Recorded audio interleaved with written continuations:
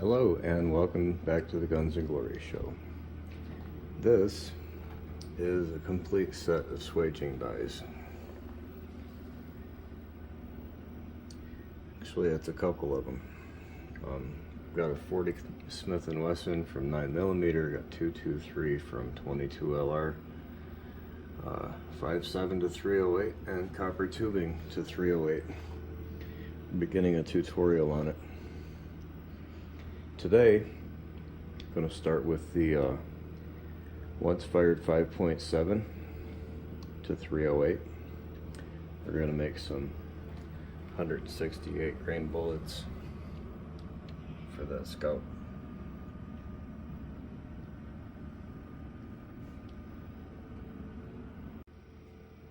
We are continuing on with our tutorial on how to take once fired 5.7 FN brass and converting it into 308 caliber bullets. We're going to be making 168 grains this time. The weight is up to you. Before we get going on this though, I'm going to cover the scripture verse for the day. 1 Peter 1, 3 through 7, King James Version. Blessed be the God and Father of our Lord Jesus Christ, which according to his abundant mercy hath begotten us again unto a lively hope by the resurrection of Jesus Christ from the dead, to an inheritance incorruptible and undefiled, and that fadeth not away, reserved in heaven for you, who are kept by the power of God through faith unto salvation, ready to be revealed in the last time, wherein ye greatly rejoice, though now for a season, if need be, ye are in heaviness through manifold temptations, that the trial of your faith, being much more precious than of gold that perisheth, though it be tried with fire, might be found unto praise and honor and glory at the appearing of Jesus Christ. Amen. Now, this is an adapter that I got from CH4D Dies, and that's a little spacer that I've got kind of stuck to it. It'll come off if I wanted it off. Usually, when you do the first step on the 5.7 conversions, you're doing this in a standard reloading press, but I'm usually over there on the swaging bench, which is down for repair. So we're in the reloading area right now. The first step is to take the neck off of the 5.7.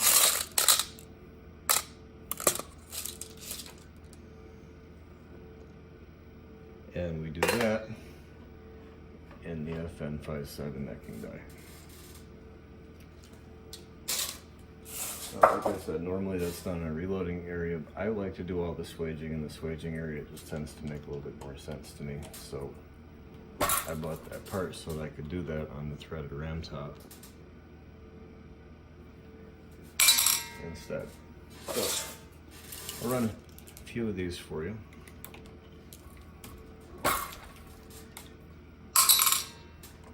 Hey, none of this is very hard. There is a learning curve, and stuff tips over and falls down just like it does with any other reloading operation. But I'll do my very best to walk you through this from one end to the other. This should be fun. I really enjoy it. And it's kind of fortunate that the swaging area is screwed up, because I've taken this Lee Classic cast press, opened it up, and it's a whole lot more suitable for filming.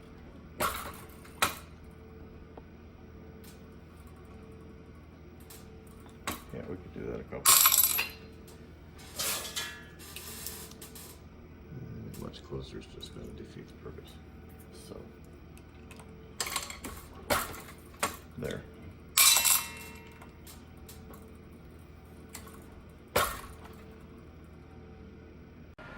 Okay, the next step in converting your 5.7 brass into 308 is simply annealing it. Annealing is a process where you soften the metal through heat. Takes the work hardening out of it. So you just set them in a, I like to put them in this Lyman lead pot. guess they call it the Big Dipper.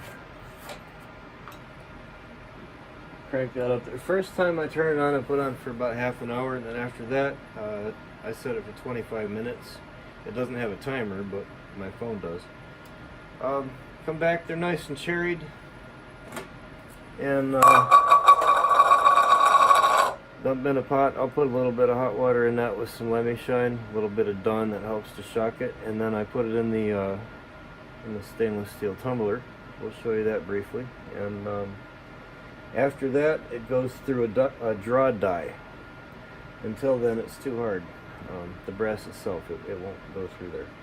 So while that's cooking, I'm gonna go cast some cores and set the tripod up for that, and I guess we'll take it from there. Alright, time to cast some cores for these 5.7 to 308 conversions. The core mold that I got the mold itself from Tom at Accurate, and I sent it off to Brian so that he put the right holes in it for me. I didn't have the right dimensions, and I don't think Tom was set up to do it. So anyway, I like a nice high quality mold, and the ones that come with this set, just they're okay, but I've been spoiled, so it is how it is. So let me throw a couple of these for you and bring my pan over here. 1 second.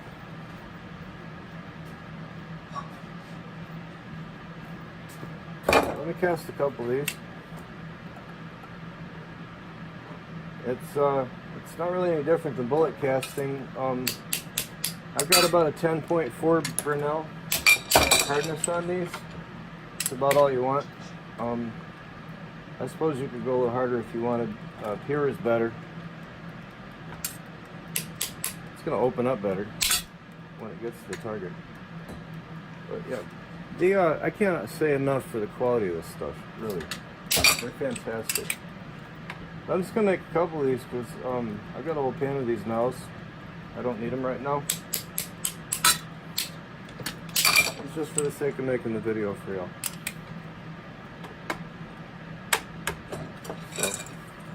We got a few.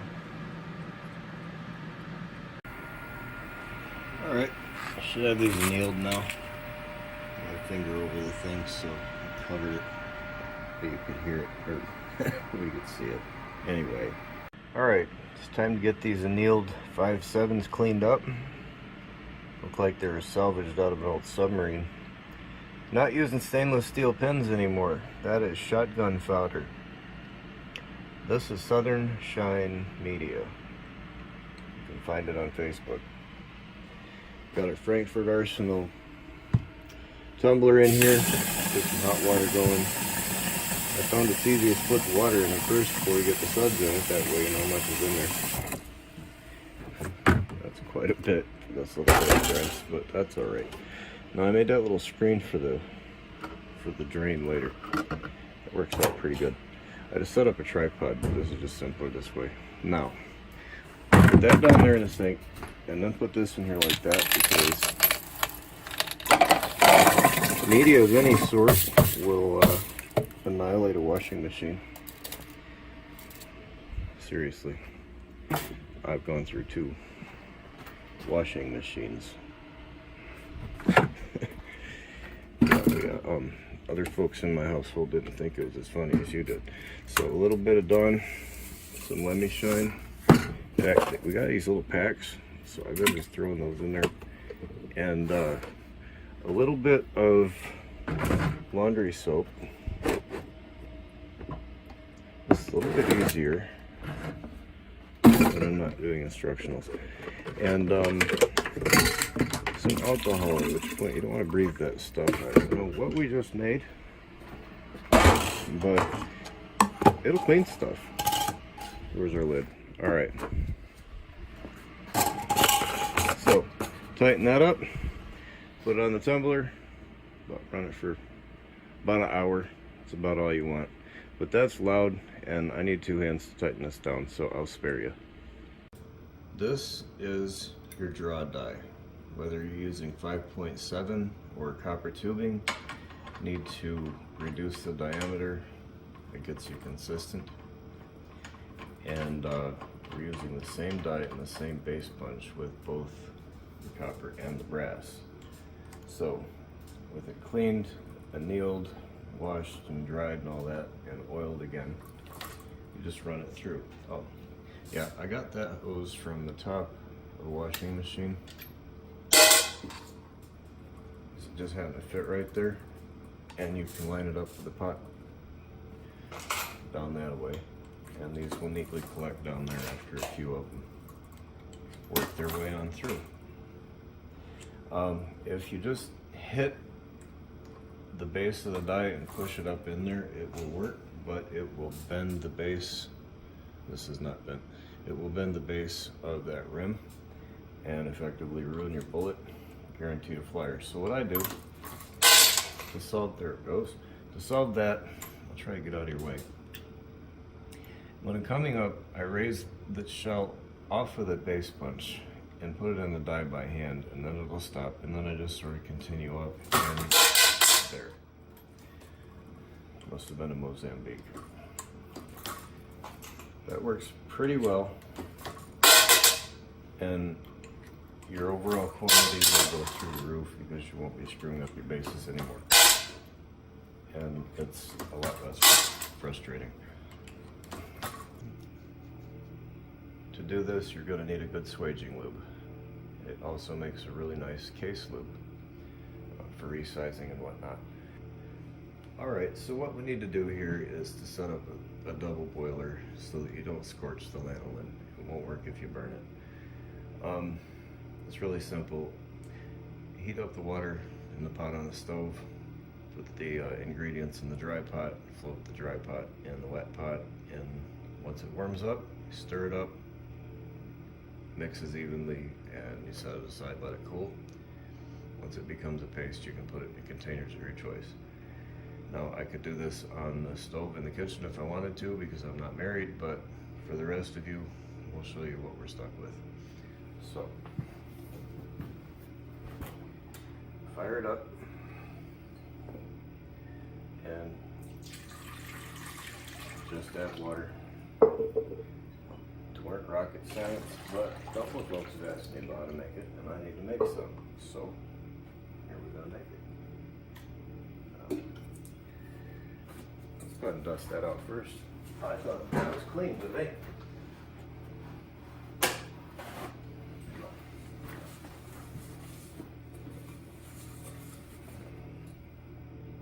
Oil and water don't mix, as you know. So, let's just not splash that around,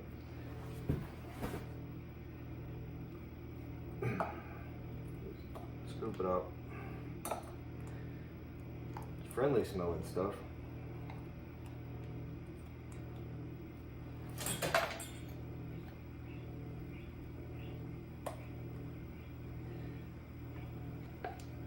I like the smell on the Dax. Just make sure you use 100% organic, all pure stuff.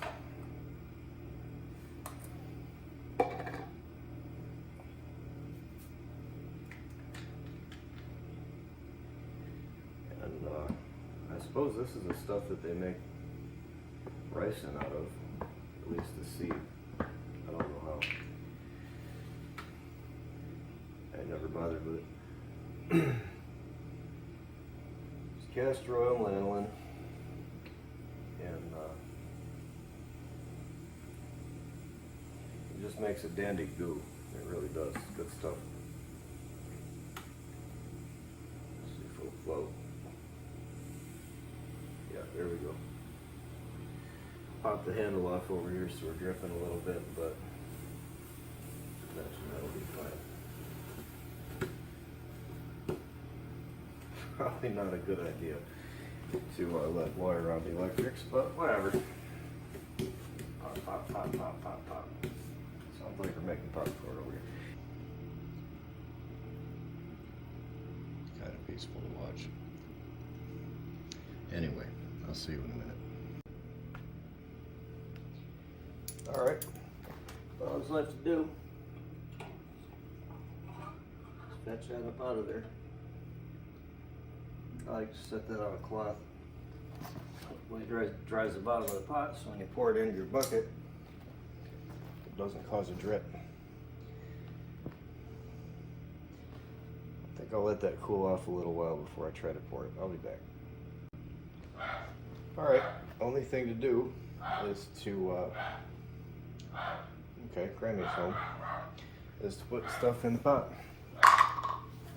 Hopefully it ain't too hot. So if you wanted to, I suppose you could use some cheesecloth at this point and strain that, but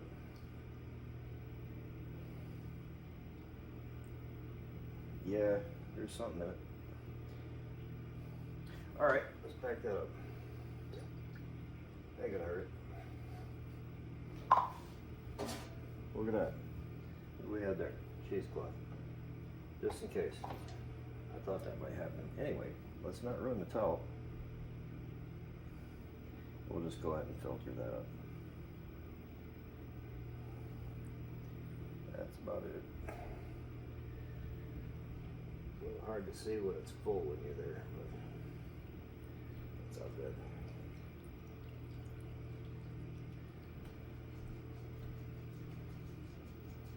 I'll clean up really. This is a container I don't know about. You know what? I set that right in the dirt. Give me a minute.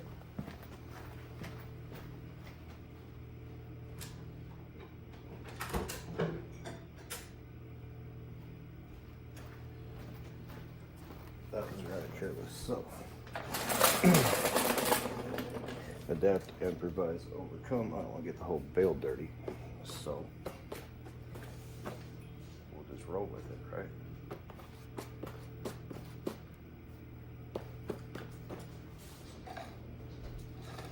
Think on the fly, I guess. Get her done.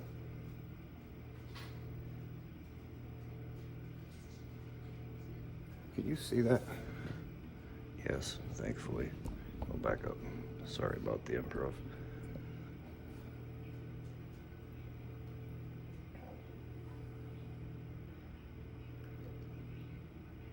I suppose I'll go get a mason jar for the rest of it.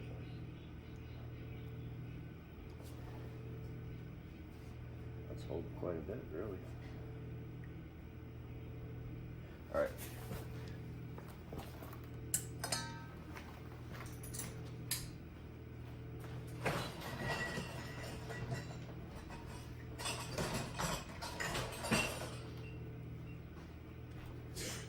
Probably been set up for that just a little better, but that's okay. Well, that's what happens when you get wet on your finger. It hurts.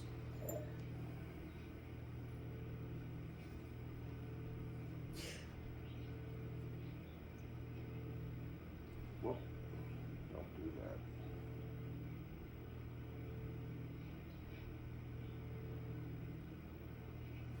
And there. That's all she wrote.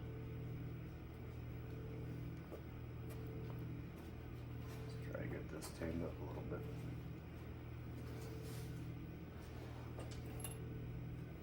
There. That'll hold it. All right, cool. That's about it. Just once it cools off, cap it. All right, let's wrap this up. This is your finished product. It's almost set up in this can. I stuck it in the freezer for a few minutes, but for the purposes of this video, that will do. Take care of yourselves. Oh yeah, it makes a pretty good hand lotion too. Alright, almost forgot. You need to lube these too. I also put a little bit of, it's a tea tree oil mixed with mint, just for the smell. It smells good. Alright. Okay, moving on in our tutorial of how to take a 5.7 once fired brass and turn it into 308 caliber bullets. We need a core weight. In order to determine the core weight, you want your finished weight. In this case is 168 grains. Now our jacket has been necked and annealed and cleaned and sized. It's coming in at 60.3. So a little bit of quick math, and this is about as complicated as I can do math. 168 grains minus that 60.3 grain jacket gives you a core weight of 107.7. So what we do is change camera angles so I don't make you dizzy. Hold on a minute. So the first step we have to do is taking these cast cores. Come prepared. You take these cast cores down to their correct weight of 107.7 grains. You have to cut them first and then put them in the core squirt die or a core swage die.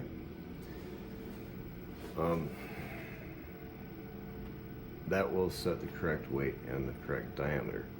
So the first thing we need to do is to trim them in a lead cutter. There are several different kinds you can come up with. I made my own on a Elite press. Hold on.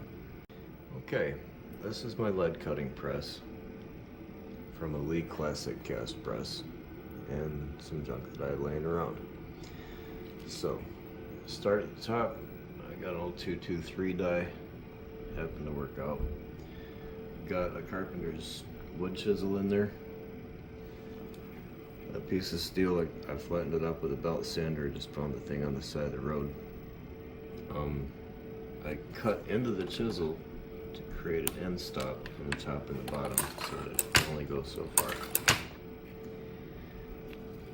The top plate floats and it's there to hold this spring which I got out of a brake drum.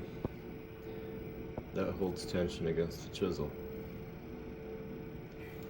It's just bolted down, not much to it, but it does keep. Now, this thing ain't attached to the press, doesn't need to be, works just fine that way. Actually it'd probably bind up if I attached it to it. So the top hole is for the copper jacket core, and the bottom one is for the 5.7. It's a little bit bigger. It comes to rest against that end stop down there, and I've got it oriented like that so the cutoff will fall away from it instead of binding up. Now that's just in a slot. Tap and thread that. Now it's adjustable for your weight. Since you're going for 107.7 on this one, you want that to cut off about 110, 115. A little high. Just don't want to squirt too much. So, quick downstroke. And you got your core. And let's see where we at.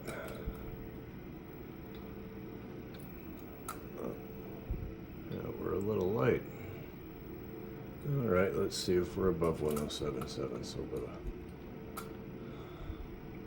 yeah, it'll work. That'll work. Now, onto the core squirt die.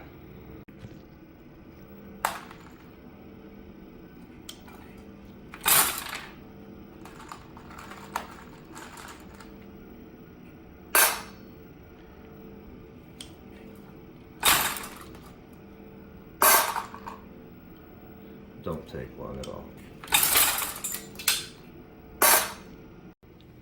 Alright, now this is the core squirt die, core swage die, or core bleed die, depending on what you want to call it. Now, there's a little hole in there. There it goes. And the excess lead is squeezed out of that hole. Hence the name. So, I don't exactly know the depth where that's got to be at. And usually this stuff is done over on the swaging bench. However, I broke something and I am waiting for Lee to send me a new part. They fixed it for free. It wasn't their fault. Gotta hand it to them though. Anyway, so the base punch in the ram and snug it up with the wrench. There it is. Make sure that's tight. You don't want tension on those threads. You need it supported by that shoulder. And let me change angles. I'll grab a couple of cores and we'll try to get this adjusted. Alright, so we take the rough cut core, put it on top of the base punch, raise the rim, and this is why we call it a core squirt die. Now, since I'm not on the swaging press, I didn't have the emergency ejection system, the automatic ejection system in place. So to get these out of there, you just use your hammer, you give it a couple of taps, and out they come. Now, cores on the 5.7s have just a little bit of a boat tail on them and some dirt from getting it on the floor. That helps seat it in the case a little bit easier.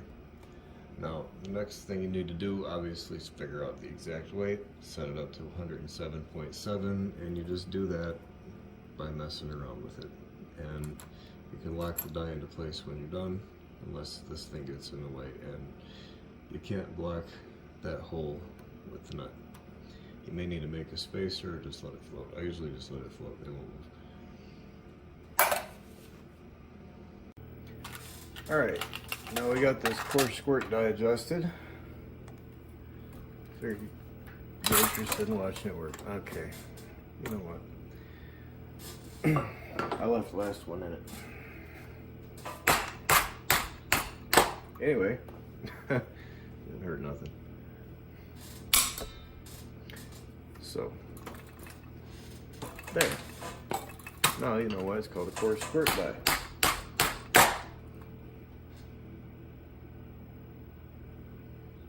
I'll run a couple of those for you. Yeah, I'm used to the ejector getting those things out of there for me with it pressed down. Just do what you got to do. And of course you can remelt those little lead bits.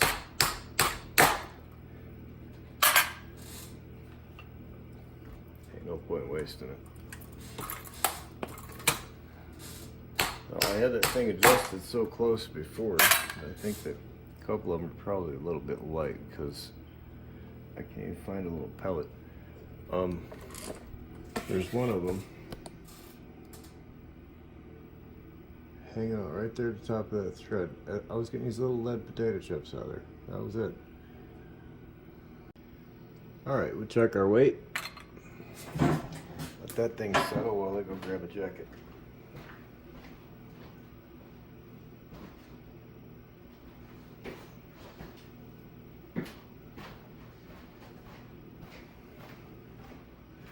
Usually don't work in two different areas at once. Well, that's pretty good, isn't it?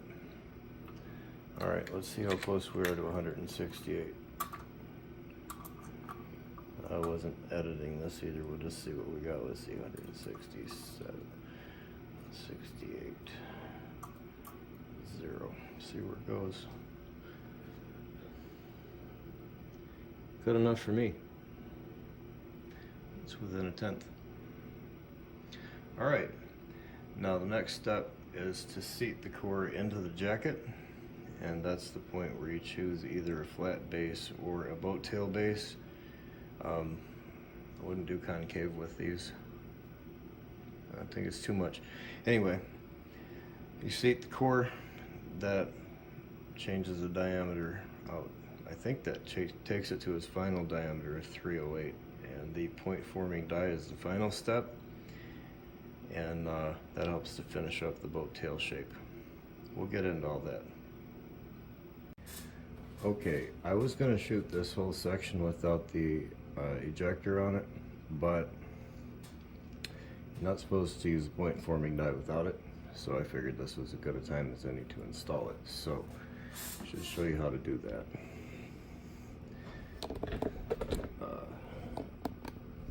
Right, okay. So I already cracked this thing loose, and I found that I lost, actually, my Allen wrench. You know, you take a big one, you stick it down in there, and you can crank these out, or you can use a big flathead screwdriver and get it loose.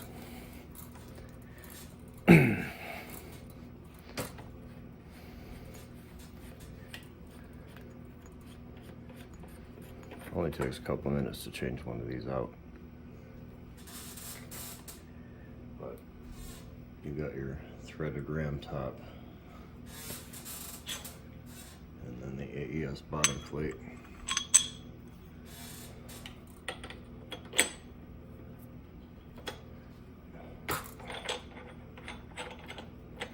Come on, start. Thank you. All right, so you thread that in.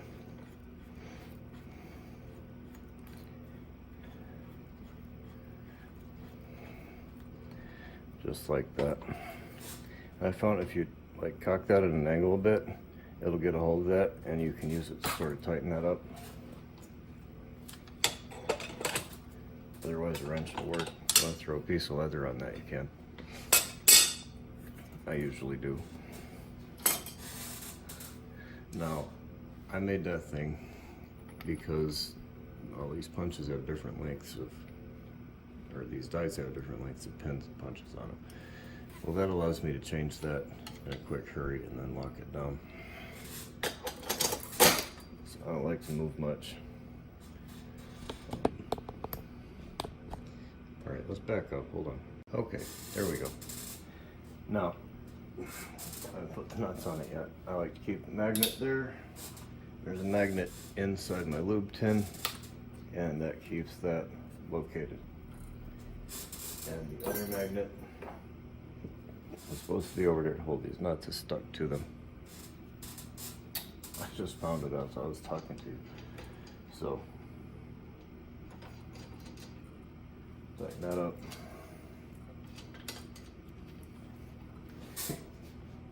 And grab the wrench, get a little snug. That's all it takes. I think it'll move a little. That's okay. Just make sure it'll stroke for you, and there you go. I'll get the boat tail die set into the press with the correct base punch, and well, I guess I'll give you an introduction to the die first, and then we'll see some cores. That's our boat tail die. Whether you're using a 5.7 or a copper jacket, the boat tail die, it covers everything. It's worth every penny too.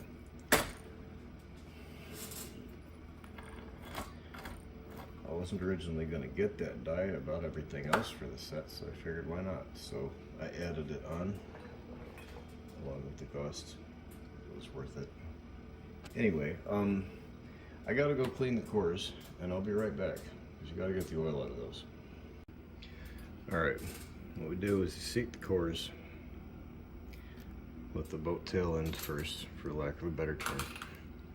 I like to do them all with my hands dry, and then the cases dry. Once you get them all seated, then lube the outside of the cases. I'm gonna go do that right now. Alright, you don't need a lot of lube. Just grab a little bit and smear it along the inside of the can, and then just sort of spin things around in there. It's hard to do from this position, but it gets it done. Alright, so you got your core seated in the brass without getting any lube on the lead. You set the core on the base punch and raise the whole shebang up into the die. You want to cam over on all these steps, and the auto eject system will remove that for you. Now, wipe that off a bit. And we're just starting to form a boat tail. So we're going to come down, oops, a little bit. Put a little bit more lube on it. That's why that little lube cup is right there for me. A little bit more, not a lot. It doesn't take much.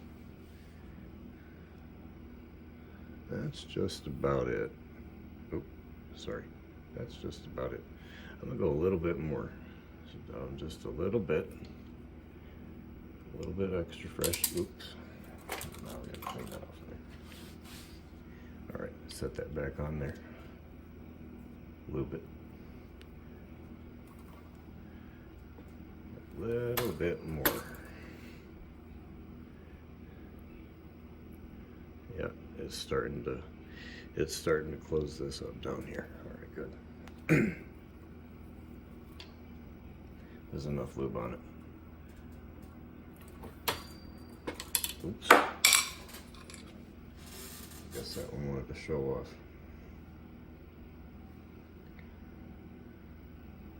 Let's try a little bit more. I may back off a bit.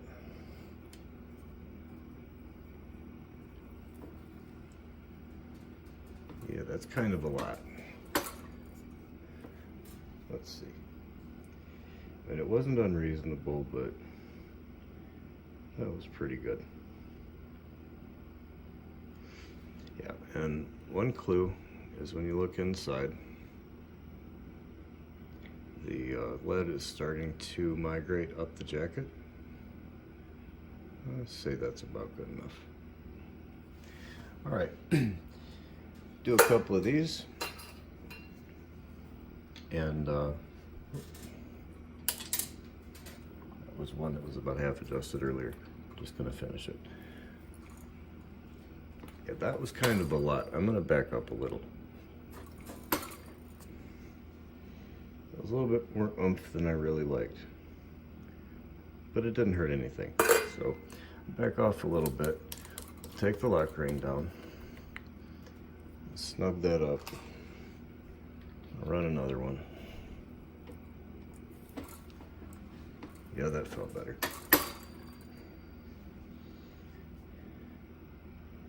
And let's see, that gives a nice boat tail shape.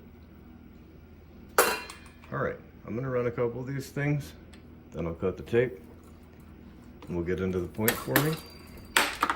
That's it.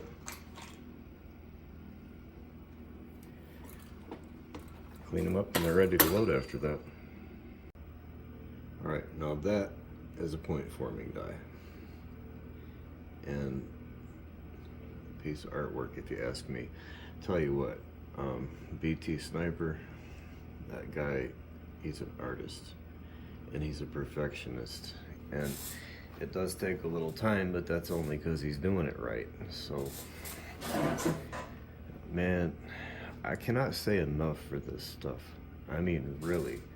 I got the copper jacket stuff too, but this is an easier tutorial to run, and I'm kind of broke apart. So I'm waiting for him to make it. I had to pay for it. So anyway, set the die, and this is an expensive die, into the press, round about there, that's good enough. And then you get the base punch. In this case, I'm using a boat tail punch, and you kind of don't have to with a 5.7 if you're gentle with it, but you do get a better boat tail if you use it. This punch is expensive too. It's not like the others. It's about $250. You don't want to drop it. That thing hits the concrete and you're screwed. It's a 9-degree boat, so that lives on it, and I'm just terrified of this thing because eventually I'm going to drop it and then I'm going to have to buy a new one. So we thread that into the ram gently. Now, he's got a piece of paper stuck at the bottom of that thing, and I just don't know why he did that. Imagine it keeps it square or something. He doesn't do anything like that without a reason. He doesn't do anything without a reason. Guy's a straight up professional. Customer service is out of this world too. It can't be beat. So you take the 5.7 with the seated core, and if you were using a flat base, the only difference is instead of the boat tail you use a flat core seating die. And you'll use a flat punch. Well, that thing's sharp too. The flat punch in the point form die, of course. So we oil this again, or you lube it again, not oil. Set that in there, and then slowly raise the rim, and it'll just start to touch. We know it's not there yet. You don't want to try to eject it, because if you're not on the nose of the bullet with the internal pin, you're going to be on the lead, and you don't want to get it stuck. That is a pain in the butt to get out. It's just terrifying. This die was like $700 or $800, I don't remember. So we'll lower it, come up a little bit more. I don't think we're there yet. Yeah, let's try to eject that there gently. Out it come. Yeah, see, we still got like this humongous hollow point here, and you can see the internal pin where it pushed into the lead to get it out. We're not using like a lot of force here. We're being gentle with everything. So lube it again. And the base punch will help to form the boat tail, especially in the cuppers. So we're going to come down another turn or so.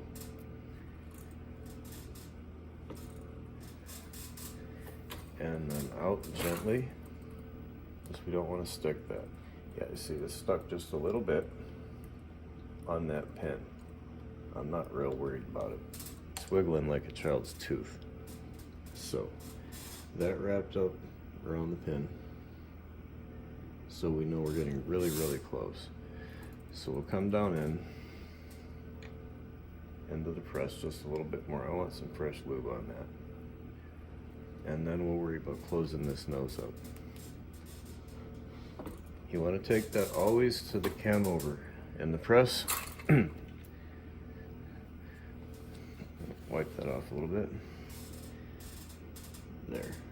Now we're starting to get a really nice nose. And I suppose my annealing could have been a little bit better, I think, because it folded a little. But I'm not worried about that. That's just fine. I think I'm going to go just a little bit more, like a quarter of a turn. We're going to set that ring. And I'm going to try a different jacket. That one's too close to bother with. It'll fly.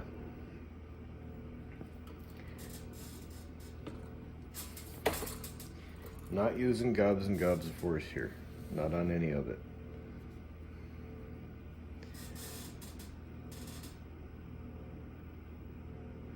That, I'm kind of happy with that right there. So, we just, fresh lube.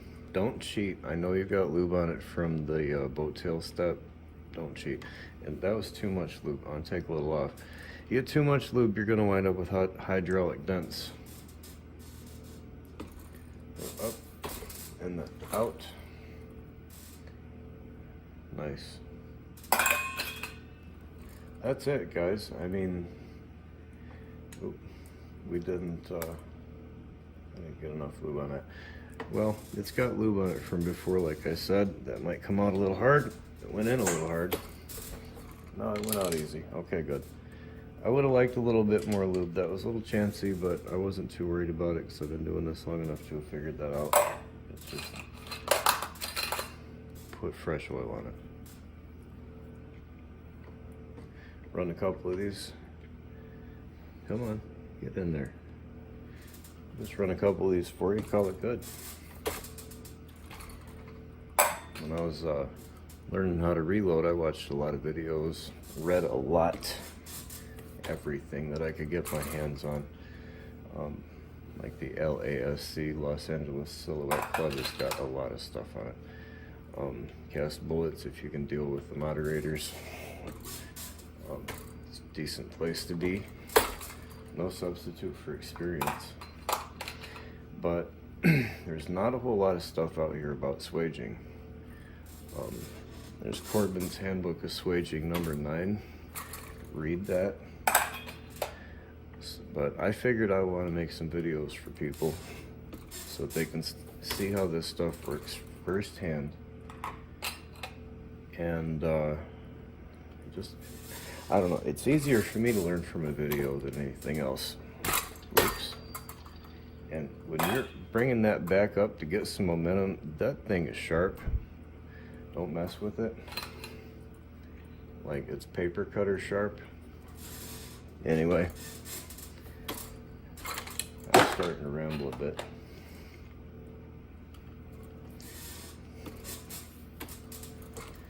I really should be putting that lube on there. I've been talking to you and not paying attention. Oops. That's what happens. That's how you mess stuff up. But we, well, there. That's pretty good. Pretty good. Alright, I managed to find one of these in the dirt. Thinking to get the job done. Opened up pretty well.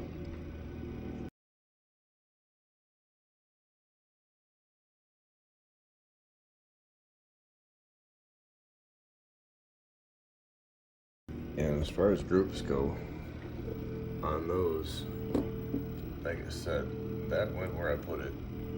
As soon as that thing went off, I saw it. I just pulled the shot. Here's your load data. Pretty happy with all that.